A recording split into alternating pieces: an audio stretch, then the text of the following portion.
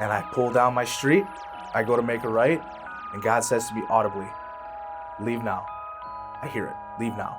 I'm like, it scared me, right? I turn, I'm like, leave now, what do you mean? Like you feel nuts, right? Yeah, audibly, like he's in the car with me. Leave now or you'll never leave. Wow. I'll never forget those words.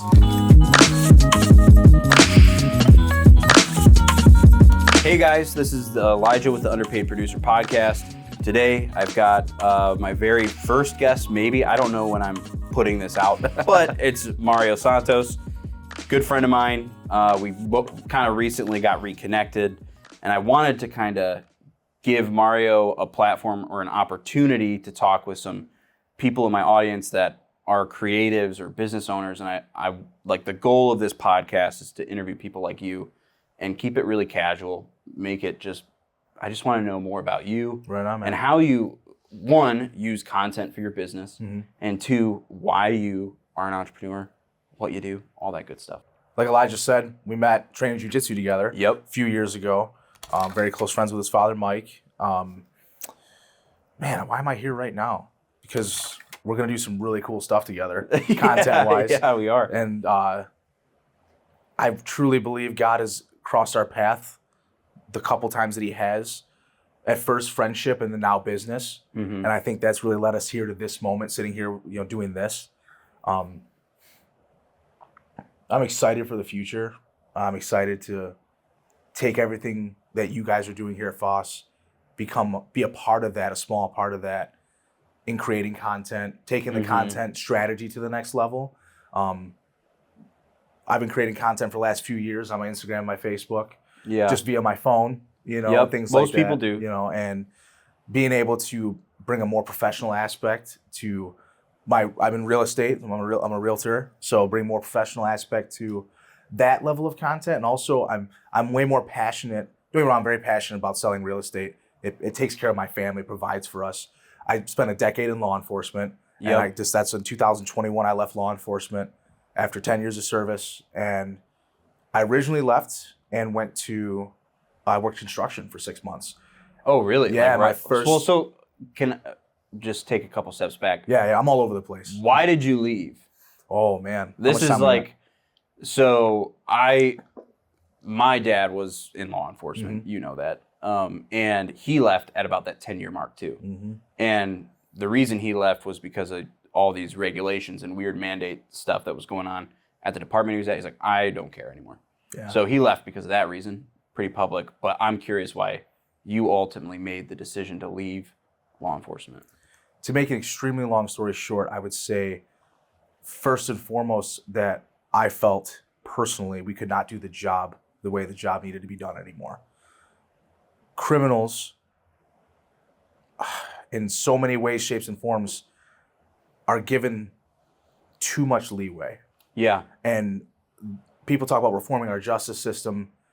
Sure, everything is imperfect, right? But you can't let criminals run scot-free, doing whatever, wherever, whenever they want, hurting people. I'm not talking about the guy, who steals some candy from the teenager who steals candy from the gas station. I'm talking about real bad guys who do bad things. Yeah, not the people going around smoking weed and nobody cares about that, cares, dude. Any real street cop doesn't care about that. They're not out to do that. The guys who are out doing the traffic detail stuff, like the old dudes who have no lives, like, dude. They are, nobody likes them. Those dudes who write speeding tickets, by all means, man. Is there a need for traffic enforcement? Absolutely. There is. Was I that guy? Absolutely not. Yeah, exactly. So it's one of those things, like, real street cops don't care about that stuff. There's a certain, I believe, a calling in your life when you enter law enforcement. And my calling, I felt like for that time in my life, was to hunt bad guys. And that's all I wanted to do. I didn't think that I was given a great opportunity to do it. It's because of bureaucracy and administrations and all the types of things that go on behind the scenes in law enforcement. It's very much a business as well as it is law enforcement. People don't know that. It's very like political. Extremely. People don't realize that. Yeah, big time. Man. Like police chiefs, it's a political position. Sheriffs, political position. Like it's not. It becomes like this weird cover for politics and it's not. Man, we could talk like that. Yeah, we could talk a lot. We could have a full show on that. Okay, so left law enforcement because you didn't feel like you could do the full job. And COVID happened, And Yeah. when all those lockdowns and all that, and they just decided that here in Michigan they were going to have us enforce that governor's mandate or what. I didn't believe in that. These people have rights. Just because the governor signs something that says it needs to be law, it's not law to me. I didn't believe that. There's people at soccer games and they wanted us to go tell them they needed to go home and things. I was like, I'm not doing that. So I got into, not an altercation, but I got into it with leadership. That's how I hand my badge in before I tell anybody that they're not allowed to go see their family. This people can take whatever risk they want to take. Yep, that's a personal choice. Exactly, man. Yeah. So I just didn't believe. So then in that. you jump into construction. Yeah. Why construction? I think that it made sense to me. I had one of my best friends, Clay. His father's retired cop. Clay was a cop for I think 7 years. He left, started working construction, got into the local 687, and was like, "Hey, man, this is what I'm doing now. I like it. Like I don't deal with the public anymore. Yeah. We're good with our hands. We can really make something out of it." And then, so my goal initially was like, okay, I did trade one glass ceiling for another. Like my entrepreneur spirit really, like I felt it. Even when I left and I went to do it, I was like, I knew I traded one glass ceiling for another. The greatest decision I made though was doing that for the short time I did it, because my transition back into civilian life, those guys working construction with those guys helped me do that. Yeah. Like it gave me that, like I had to rediscover my identity because I was one of those guys who lived and breathed the job. I truly believe that's put on this earth to do it. So what does that mean to people though? Because like a lot of people don't understand that brotherhood, like that kind of thin blue line mentality, right? Like a lot of people don't understand how cops feel that way. Yeah. Or how that changes them. It's almost like when people go out, I mean, I'll just say it, to war and adapting to being in a regular life where people are just like living. You hear the stories, like there's people go overseas, they see a bunch of people die, they come back and there's people on conference calls on the plane or like they're just drinking this so like coffee, like different. nothing is going on. And they're like, what are you, like I just saw my friends die. Exactly. What is that like for a cop? Like, explain that to people, because I don't think people fully understand that unless they've been in it. For sure. Yeah, I think every cop knows what it's like to be a civilian, but not every civilian knows what it's like to be a cop. Yeah. Same thing for a guy going off. Like I never went to war. I wasn't in the military. I served in law enforcement. I think there's some very, very big similarities. I have a lot of friends who are veterans. Some of them were cops, some aren't. Yeah. But you understand the way each other operates because there is a brotherhood, because you want to risk life and limb for that guy next to you. And there is a level of, I know that, like, hindsight's 20/20. I may not have really thought about it this way when I was a younger police officer, but now looking back on it, being separated from the job for now 4 years and being an entrepreneur and a civilian now, I look back on it and like every time you put that uniform on, you put that badge on, there is a chance that you don't come home that day. And there's I learned at a younger age in my career that I was okay with that. Yeah. If I went out on the job, I knew that there'd be some sort of legacy. I just pray like, Lord, let me go out for my brothers and let me go out in a pile of brass, right? As cliche as it sounds. If my day is called, let me fight till my last breath, and then if I am to go, I am to go. You know. Yep. And you live life 100 miles an hour, you know, and like you don't think about the future. At least I didn't. You know, alcohol, adrenaline, and women. You know, and that plays a large role all throughout my 20s and all the mistakes that I made. But yeah, I mean, like to back to the brotherhood, to the camaraderie of it. You go out there and you see these horrible things together over and over again, and then you just go get a beer after and kind of shake it off. And then you go to your buddy's house, and maybe I didn't have a wife or kids at the time, so I'd hang out with friends who were married and had children, and you see them be a dad, and and you see like, man, like how do you shut that off? It's not easy. Some guys did a great job of that, you know. Yeah. And but yeah, it's very unique. I think guys that are in the military and guys that are in law enforcement, they understand that on a deeper level because you see behind the curtains of what one man can do to another. Yeah, you know you what I mean? see like the gross inner workings of like people and sin. Like it's just like you're not. Yes. A lot of people don't understand. Like cops aren't just going on like courtesy calls all the time. Like no, man, it doesn't matter where you work. Like you could work in the dude, most quiet suburb. You could be in Mayberry, and sooner or later you're going to encounter something that is going to change your mind. dude. I mean, like even just a leave story you like with, just kids and all that stuff. Like people don't think about that. You know, so yeah, it changes you.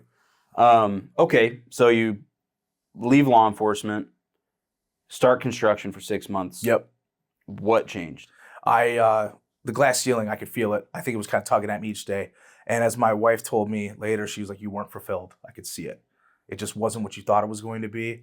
And you missed living for like serving in some way. Yeah. I was just, don't get me wrong, man. No knock against the trades. Those guys do amazing work, and I love those guys. I had a blast working with them. It just wasn't the right fit for me. Yeah. Hey, man, my business partner is. He's in the trades. Exactly. Like, that's his work. It's like those guys are phenomenal, and we wouldn't have what we have. Wouldn't be sitting in a building like this if those guys didn't do it. And like, I'm good with my hands. I was blessed with an opportunity to either stay or go. Yeah. And getting to going, we'll talk about God speaking to us audibly. Yeah. I got in my car. They were doing COVID vaccine mandates. I can say COVID, right? We have to edit that out or whatever. Yeah, I don't. We'll figure that out. That'll be in the full show. Yeah, we won't put this in the clip. We didn't say the shot, you know. But they were doing the jab mandate, right? Yep. And I was like, "There's no way. I'm not. You know, nobody's going to tell me if you choose to do it. You think it's going to help you at that point in time. Cool. That's your decision. That's your decision, dude. But you're not putting it on me. You know what I mean? So I always made the joke. It's only partially a joke that COVID made me an entrepreneur. You know, because I left law enforcement because of a lot of that was kind of the cherry on top. You know. Yeah. And then I go to work a pretty secure job. You know what I mean?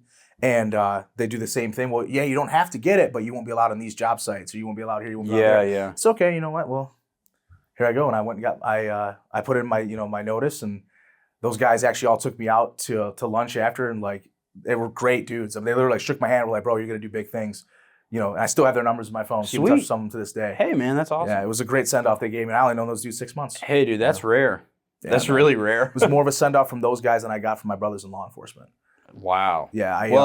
That kind of comes with I'm not ragging on anybody, but that kind of comes with the territory of that brotherhood. Mm-hmm. Like when you step out of that, people are like, "Oh, you're a pussy." There's a lot of resentment. Literally that you are a loser. That's what people will say. You couldn't handle it. Or some people, exactly. It's amazing what the stories people make up in their own minds about why you chose to change your life. I did this for 10 years, man. Mm-hmm.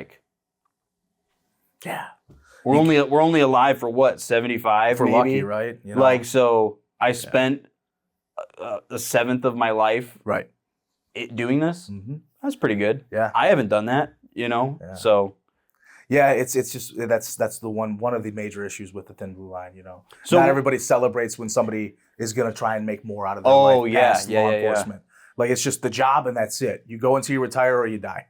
Yes, exactly. And it doesn't have to be that way. And the people for any who young retire, cops out there, it doesn't have to be that way. Don't for lack of a better term, don't handcuff yourself to a career that may cost you your wife, may cost you your children. Yeah. And your soul. Yes. In certain areas, you know what I mean? Some of the best cops I knew, they were amazing cops, man. Street kings.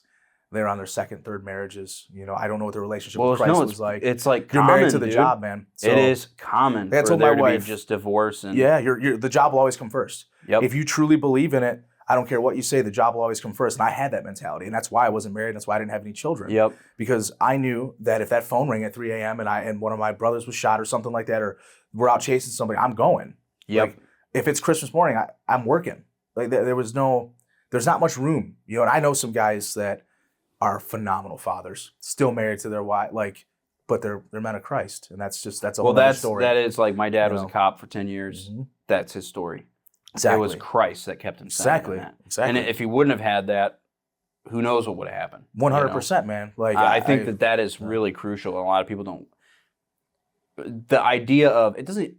I'm going to say this because I've been through I filmed a bunch of different classes about the for call for backup, these mental health resources. Having some sort of belief in a higher power, a religion, like a creed that you follow, has shown that it puts off those things. Sure does. So even if it's outside of God, you could talk to a Muslim dude, seriously, and their reality is a little bit different than those who are just there to do a job. Mm-hmm. So they're doing something for more of a purpose. They believe in purpose-driven exactly. life. They believe in the higher power. They believe they are put on this planet to do this job. Not that I believe in what they believe, but it's just a fact. But no, it is. They have something that they believe, right? They have something different than what you and I believe, but they do have a God that they believe is their one true God, right? And that gives them their purpose, right? Mm-hmm. And I respect that because I believe that for myself, Yep. But to the mental health aspect, you and I have talked off camera before, at one point in my life, I was in a very, very dark place, and not like we talked about that. It's an Instagram reel where it's the guy from Breaking Bad. He's crying, and they wrote over his face like, "Not everyone comes to God in a church. Some come to God in a dark night like this." And he's screaming and crying. That was me. Yeah. You know, like I had always had faith, but I had disconnected myself so much that like I was in love. I was truly in love with the chaos of the lifestyle. Yeah. You know, like the work and then the partying and the women and all the bad things that go along with that. You know what I mean? And it came to a very, very dark place in my life, and I was touched by Jesus, and it saved me from putting a gun in my mouth. You know, Yeah. and Dude. And I think that anybody who ever sees this or anybody who ever struggles with those things, you're not alone. You don't have to be this like Rambo style operator and have seen like to experience these bad, dark things. You know, the devil attacks us all in his own way. And it's compounding traumas, you know, and it's good to talk about them and it's good to get them off your chest.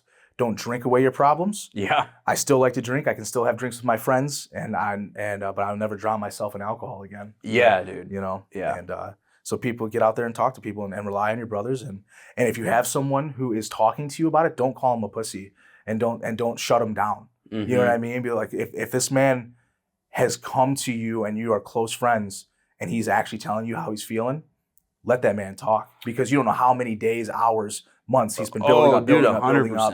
Then he's finally saying it. I've even I've got two really close friends, and we're in a group chat, and we just literally send voice memos to each other every day, or like videos, like talking about our lives. And I made a joke, and this is not going to be in the actual YouTube, so I'll say it here. But I love it. I made a joke about, I guess I got to go inside and beat my wife now. Oh yeah, it's one of my favorite jokes to make. Because like I was having a long day, and it's like the standard, like the husband has a long day. Yes, it's hilarious. I sent your dad a meme last night, literally like of Willem Dafoe smiling, and it says, when your son comes in and hands you a beer and says, "Don't worry, Mom, I'm gonna beat Dad now." Yeah, dude, it's hilarious. I can't remember if my dad sent that to me or not. No, domestic violence is not funny, guys. All right, but it's a funny joke, man. And like you just having that group of people that you can be like that with. 100%, dude. You have to be able to do that. So you hit this glass ceiling. You've like felt it in the construction space. You leave, good send off. Why real estate? And what have you been doing since then? I always felt the tug for real estate, even when I was a cop. Really? Like, I was like, man, I think I could do this. Like, I see guys make a really good living doing it, and like it interested me. I'm like, selling houses is pretty cool if you're gonna sell anything. I'm not a salesman. This is the lie I'm telling myself, right? You know, I could never do anything else besides be a cop. I told myself that lie for years, right? A lot of cops do. I think a lot of people do. You buy into the culture too. You know, like this is all I'm ever gonna do. But no, I felt like okay, I'm kind of capped at like if I do this. And even if I start my own construction business, I'm still kind of capped at where I'm at with my skill set, being 31 years old now, getting into these trades late. Yeah. I didn't do it at 18, where I had 13 years of all this experience. I'm like, you know what? I can go build houses from the ground up, and I'm going to start making money. I was like, I got to learn and learn and learn. So before, I'm like, okay. And then by that time, you're going to be 40 before you can really start. And I had met my wife, who was my girlfriend at the time, and just became my fiance. And I knew I wanted to have a family with her. You know what I mean? She changed my whole perspective, on having kids and just living that, being a husband and a father, but I'll get back to God real quick. I get in my truck on the way to work that last day, and I pull down my street. I go to make a right, and God says to me audibly, "Leave now." I hear it. "Leave now." I'm like, it scared me, right? I turn. I'm like, "Leave now? What do you mean?" Oh, you feel nuts, right? Yeah. Yeah. Audibly, like he's in the car with me. "Leave now or you'll never leave." Wow. I'll never forget those words. He's only spoken to me audibly a couple times in my life, and they've been pivotal moments in my life because I chose to listen. Yeah. But leave now or you'll never leave. And I understand now what he meant by it because of how difficult entrepreneurship is, but how rewarding it is. There is a comfort in a safety blanket of an every week check. Oh, dude, 100%. Especially with children, with wife and children. Well, right? yeah, I even think about it like the biggest thing, my business partner, James, and I were having a meeting the other day, and we're talking about making these moves. And if people leave, these clients leave, it's okay, it's fine. Yep. But for me, I'm so used to I need this paycheck this week. Right. What happens if this isn't, Absolutely. You start getting in that mindset. For sure. It's so hard to break out of that. It is. But it's but it's possible. Something that shifted for me was so I was doing content for a long time, for other people. and I would just, pick up a job here or there and like work for 8 months doing a regular W-2 job and then try to go back to entrepreneurship. But I never fully jumped. Yeah. Right? Yeah, exactly. Because of that, That's like, oh man, it gets hard. Okay. Yeah, all right, exactly. Well, I'll just go to this guy. But then this oh no, it's going to get difficult. This person that my old boss, he was, bless his heart, he's just not the brightest bulb. Yeah. And okay, dude, whatever. Like, I mean, I would call him kind of a friend. But I just thought to myself, if this guy that everybody behind his back is making fun of him. Right. This dude found a way to do it. If he can do this, what is stopping me, dude? Why not me? Like, right? Why am I putting this limiting belief on myself? And that's exactly what you're doing. You're putting it on yourself. Yeah. And it's like, I think there's this calling that I've always had to do more. Like, I feel like my gift from God is to be creative. Like, I view things from like a different lens from a lot of people. I'm not a Netflix movie producer kind of guy. I'm not that. But like, I can communicate. Well, I don't even want to be. Yeah, we'll see what he says. We'll see what he says in 6 months. But I can communicate things right across like this social media platform. And I was born at the right time for it. Absolutely. And I'm like, I'm just gonna do it. And the funny thing is that throughout this whole journey, my business partner James has been there, like being like, yeah, dude, we need to do this the whole time. Yeah. And I was like, no, like, he's a go-getter. No. Right? And he's like, okay, do your thing, man. Do your thing.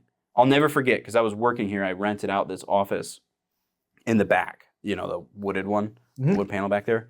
And him and I were starting a podcast and like recording every week, and he was paying me to do it. This is back when I was like working by myself still. And I was talking with my boss it wasn't actually my boss, but I was like trying to look for a job because money was not coming in. And I was like, I told Jim about it. I took this phone call. I'm like, he offered me $65K a year to like do it. And he's like, just take it, dude, and let's record. Come on. And he just said it. Like, he didn't even care. Yeah. Even though he knew it was dumb, but he just let me make the mistake. And I've learned a lot of lessons from that. And then when I was ready to actually jump into it, he was still here. Well, he saw that potential in you. And he was like, how can I get this young man to see what I see? And he gave you the rope to hang yourself with, metaphorically, right? And, and you did it, and you're like, well, all right, dude, I believe in myself now and what I can do, and I believe I can do it with you. And he's just like, yeah, man, I told you that like 18 months ago, but let's go now. Yeah, better late than never. Similar story, though, like, just God was like, I felt I wasn't fulfilled, and my wife was telling me that, too. My wife, man, they have some sort of intuition. Lots of relationship problems during this time because I'm working basically 2 jobs. Yep. And I'm just nonstop, like 16-hour, 18-hour days. I'm getting to the office at 3 a.m. Like, I'm just grinding. Yep. And it's bleeding over onto your relationship. And it's bleeding into my relationship. Yep. I get home and I just sleep. Like, that's it. And so, wife is telling me, hey, what's going on? And then I'm like, I have to take a deeper look at myself. For sure. And then I get this push from God. Like, I've never heard God audibly. Never. But there is something when I'm sitting there and like there's a situation presented to me, I feel this like push. Yeah. Like, I can just tell. Like, I can tell when I'm doing something in God's will for me. And I can tell when I'm not. Oh, for sure. Like, there's... For sure. And that is what kind of pushed me into that. So kind of a similar story in a way of like, just do it. It's 100. At the end of the day, right? Like, that's really what it comes down to is commitment and an action. You can talk as much as you want, and you can sit there and go over all these fantastic ideas and all these amazing things that you're going to do. But if you don't get up and put your fucking ass in gear and go, you're never going to do anything. One of the sayings that Jim and I have is like, one, it's up on that board, they can't see it, but faithful with what we've been given, what's in our basket. Like, God gives you the boat, you just got to freaking row. You gotta row, dude. That's it. It's one of my favorite lines, bro. That's all you got to do. Yep. Like, but we're like, oh, let me dive in the water and Yeah. catch a fish and do No, all yeah. that. And it's like, no, dude, And just let me wrestle with his purpose for yeah, me. dude. It's over like and it's over right again. there. It's right Yeah. in front of you, man. No, I literally, when I pray sometimes, bro, I was like, God, you gotta talk to me like I'm stupid. I need to hear you. I need you to break this down for me. Like I'm talking to my 18-month-old son, Yeah. And I've learned through some of my prayer that he'll like start to, all right, and I'll be able to, I think I'll probably take the governor off my own mind too a little bit, you know what I mean? But yeah, no, we wrestle with his purpose for us. We wrestle with him daily. And if you sit back and like I've said before, submission has always been the hardest thing for me. Just that word is difficult as a man. As a man, we all have egos. It can get in your way. Oh yeah, dude. The word submit has always been a difficult one for me. Tough. And then I kind of just learned that like it is the same, but I'm not submitting to a loss, a physical defeat. I take the word in human worldly terms. Knowing when to submit is really important. Yeah, man. I got to start this camera. Yeah. You're good. Keep talking. When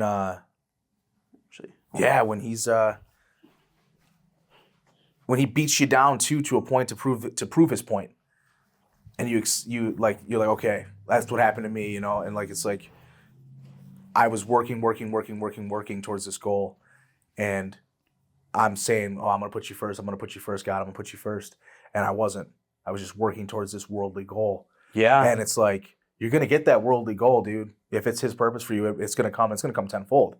But if there's no glory in it for the Father, for Jesus, dude, then like he's gonna, if you truly are following, he's gonna strip you down. And be like, listen, I need you to come back to me. I think that entrepreneurs are set apart. Like not everybody can be an entrepreneur. No, and I for sure it's a unique thing. And there's a difference between like this. An entrepreneur is like a fledgling entrepreneur. Like you have the potential to get there, but like you might not be able to. I was there for a long time. I think we all have a point in time that we're there. Yeah. And we also know people that see what we're doing and they're like, I can do that. I'm like, yeah, you absolutely could. But are you going to? Yeah, no, it's a different mindset. And sure. think like there's I can't remember the exact verse in the Bible. And I'll put it up here because I don't remember what it was. But I know what it says. Yeah, oh yeah. The verse is basically to sum it up, it's like any good works done not in faith are dead. Faith without works is dead. Yes. Right, yeah. Like, I think that's James. I don't know. We'll find out. Sorry. But basically like the idea of like, sure, there's all these different like worldly treasures that you could kind of store up. There's different things that you could do, but if you don't have faith, you don't have God in it, really what's that purpose? It's the 100%. same thing that you talk about like with like the law enforcement thing. If your identity is just in this job and there's no like greater purpose to it, what are you doing? Exactly. Same thing as an entrepreneur. What is your goal? How are you impacting people positively? Right. And don't just tell me money. Yeah. If you're just like, I just need to make money, then you are going to fail. Yeah. If you start something, like if I started this podcast and I'm like, my ultimate goal with this is to make money.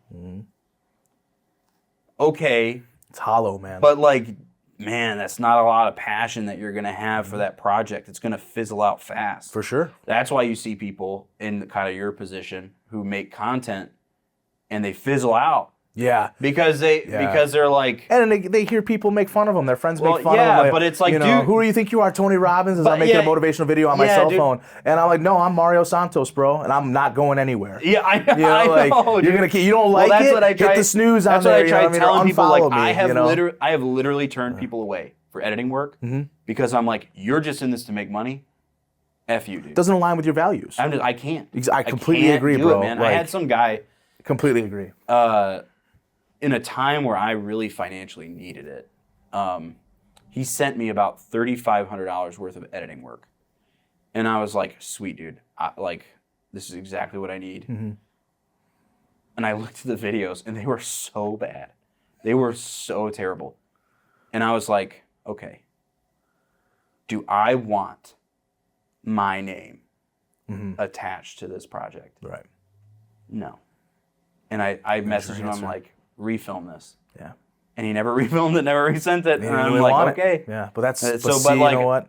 There's a little piece of discernment there for you too, like where you're like, this doesn't feel right, and I have a vision for what my brand is going to be. Yeah, and I 100%. can't. As much as I need this money, I do need it. Am I a little bit behind? Sure, but I can do better. So I'm just gonna have to bite the bullet for a little while longer. Yep. You know, and if that means eating bologna sandwiches and doing what you got to do, that's fine. We're men. It's what we do. Yep. Old. You know what I mean? You know, dollar store spaghetti. 100%, dude. I will eat ramen noodles when my son eats filet. I don't care. Yep. I'll do whatever I have to do. Nobody around me is gonna suffer because of me. Exactly. You know what I mean? Yeah. So that's the biggest thing too. Like the thing that really is like the idea of like a job security in entrepreneurship. It's like, how do you have more job security working for Ford? Like, how many times has Ford been bailed out? Like, I don't like sure. it's just not you a. can It's argue not it a. anyway. It's not. But a like you said, they're just built thing. different though. Like you know what I mean? A person who's blessed with a true entrepreneur spirit, and like they're a game changer. You're just gonna keep failing and failing and failing, and you just keep failing and failing and failing forward. And you gotta be okay with it. You have to be okay with it, Like man. you have to. Like you got to be okay with losing sleep. You got to be okay with like stifling down some feelings. You got to be okay with when everybody looks at you and says, "Hey, man, I don't think you can do this." You got to be just a little crazy enough to be like, "No, I'm going to show you." Yes. I'm going to show you. Yeah, I'm going to do it. keep these lights on. I'm going to keep my family fed, and I'm going to accomplish this goal. Yeah. You when know? when we started the PHOS studio company, we were just like explaining this idea. Like we had this very loose idea of like we want a network of these people, and we want to do all this editing, and Yep. we want to have a space like a studio space for Downriver, Michigan, all this stuff, and then people were like, okay. Good luck. Yep. You know? And I was like, man, nobody really is like believing in this. But Jim and I Beautiful fuel to the fire, though. we literally yesterday, as we're having this big meeting and we're doing all this back end work for the network now, and it's all coming to fruition. We built out all the clients for the studio side, the editing. Now we get to focus on the network. It's a big piece of the puzzle. And we were sitting there talking about it, and he goes, you know, he said this to me last night at like 7 p.m. We were still here. He was like, you know what? I don't think you and I even fully believe in what we're doing. He's like, that's what's crazy. Yeah. He's like, we just know that God's doing something, It's and we're being obedient. He's like, who knows what's going to 100%. happen with this? Yeah. He's like, we can see it and think about it, but like, God's going to do what he wants to do with it. And we just got to we have to be faithful with what's in our basket. You know? Faithful and obedient, bro. Yeah. No doubt. Like we talked about the other night about it. It's like, let him, like we're gonna row. He's gonna steer. Yeah. So what are your plans now, like going forward? Like, obviously you do real estate now. You have been for the past 4 years? Yeah, 4 years in real estate now. Yep. Oh man, going forward, I'm still selling. I sell real estate full time. That is like I would call that my 9 to 5, right? Even though you work every day. Where can they find you? Yeah. Oh, I'm on Instagram at official Mario Santos, all one word. I'm on Facebook, just Mario Santos. My personal page is public, so you can just add me as a friend or follow it, whatever you like. Those two, I'm not on anything. I didn't do TikTok. I did it for like a little bit, but TikTok sucks. yeah, I didn't really like it. I hate it. I didn't really like it. I mean, I like short form media. That's cool. Yeah, you know, not TikTok. But no, I wasn't a huge fan of it. I like Instagram. You know, I probably spend most of my time on there. Me too. Facebook, I probably share a little more familial stuff, you know what I mean? Real estate stuff like that.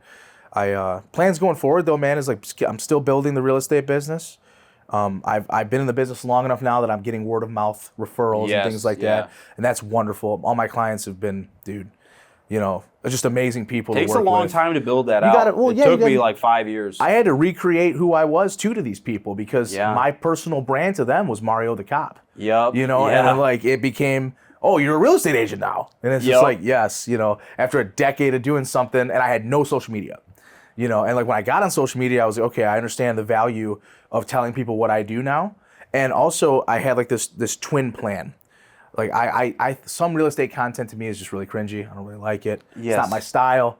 You know, to each his own, dude. If that's how you make your money. 3 hacks for down payment man. assistance programs. Oh man, let me give you the market update for like I get it, man. Homes are expensive. Yeah, right. Interest rates are high. That's the whole The price thing. of milk is high. You know, I know, dude. It's like I I'm passionate about it. I'm passionate about helping people. I think Yes. that's what I enjoy about real estate the most. 100%, And I work with a ton of first-time home buyers.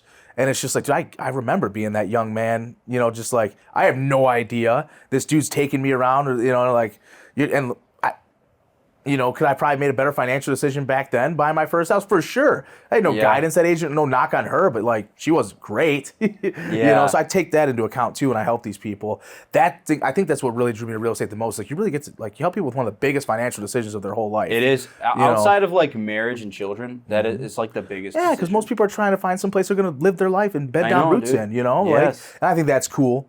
More than anything, I really love like motivating people. Do a lot of fitness stuff. I mean, we're gonna do the 100-mile race this year. Yeah. So we got that like training started up this week for that, and we're 8 months out. So 253 days I think I am out from that right now. So I'm gonna try and run 100 miles. Not try. I'm going to run 100 miles in less than 24 hours. Film it. We're gonna film the whole thing, dude. It's gonna be sick. Yeah. And entwined with that filming and that kind of like mini documentary, whatever we do with it, will be familial stuff too. My next son is due on March 3rd. I have two boys. That'll be I have two sons under 2 when he comes. His name is gonna be Gabriel.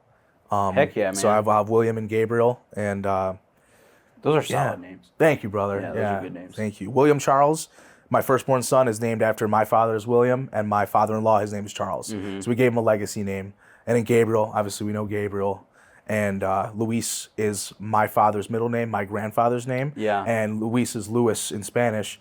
My wife's grandfather's name was Luis. Oh, so another okay. kind of legacy Yeah, name, Yeah, awesome, dude. But so then I have 2 boys, here soon, and so my training, get up at 3 a.m. to get that in before dealing with the kids and my wife, and I get to do that, man. That's something I heard that the other day. You're blessed, man, to be able to do that. I get to do that. Like somebody, I can't remember who said that. It might have been Cam Haynes, which I love. I mean, there's a lot of people that I really like look up to in that space of just like they get it done. You know what I mean? Like, but somebody said that like we get to do this. Like I have an able body, and I was blessed with that. Even with all my injuries from law enforcement, and all that, I can still go out and do these things. And do it, man. And like, so like the 100-mile thing was just like, okay, I could go run a marathon. Pretty much anybody can run a marathon, but then it's really not that bad. Like you can gut out 26 miles. It's not fun. Like, no, you're gonna hurt and it's gonna suck. But you can gut it out. Like, even looking back in like high school, like I played soccer and stuff. And that's a ton of running in soccer. I mean, dude, I was a midfielder. I was running like 8 miles a day. Man. No joke. I was a football guy. And it was 8 miles. Yeah, that's a lot of running. It's terrible. In one practice. Oh, it was miserable. Every day, 4 days a week. Well, that's the funny part about it too. I hate running. And then that's how I ended up with Run Every Day 2023. I ran every day for a year. Challenge yourself, dude. I have to chase something. Yeah. And I believe in challenging myself mentally and physically. You know what I mean? And usually they kind of coincide when you get to like those deeper, darker challenges. You know what I mean? But yeah, if I'm like, who can run 100 miles in less than 24 hours? That's one heck of a feat. So I'm like, well, let's do it. It's a much cooler story than going and getting Ozempic and looking like a skeleton. Dude, I'm right. It came too because I hurt my shoulder, I hurt my rotator cuff, so I haven't been in the gym in 6 weeks. Yeah. So like, I feel like I'm withering away. Yeah. And then my wife's like, you look the same. You're a little smaller. I'm like, see, there you go. I'm a little smaller. and I'm like, but I just like, I've been in the gym since I was 14 years old. Yeah. Like doing things physically has always been something to me. My grandfather was a professional boxer. I grew up in a fighting family. And like I was the only police officer in my family. Every man in my family. Like we could have a whole other show about my childhood. And my father's the only man in my family who's ever been to prison. Wow. So I come from of the opposite side of the law. Yep. What I mean? They were always good to me. They were good men to me, but they did bad things. I was blessed enough to learn from their mistakes as a child. My grandmother played a large role in raising me, and led me down that different path. Yeah. But yeah, man. I mean, we're just attacking 2025 head on, right? Dude, I'm so excited. And we're here doing this stuff I now, know, man. And that's we're gonna be amazing. This is gonna be a regular rhythm. So yeah, buddy. I will probably have put an ad already in the middle of this video, right. But the full thing, if you enjoyed what you just watched, the full thing is available on our PHOS Network platform. All the links will be up on the screen right now and in the description. Go check it out. There's going to be exclusive content there, and you will be able to find some of Mario's content on there coming up pretty soon. It's just going to be a really cool networking experience, and you get connected with people who are purpose-driven, not just existing to exist. But are existing for a greater purpose. Absolutely. Yeah. Sweet, dude. My man. Awesome talking with you. Always, dude. This is just What the a beginning. good conversation. Yeah. It flows, man. I know. I'm That's so awesome. Yeah, I know it gets me fired up every time, man. Yeah, get out there, guys. Go slay the dragon or something. Yeah, it's one of my. I love that. Yeah, find your tribe, man. You know, find your tribe, and and like do what you love, and I mean, let your purpose outweigh your motivation. You know what I mean? Like you have to get up and do it every day. You get up and do it every day, nothing's gonna stop you. So that's all I got. Sweet. Awesome.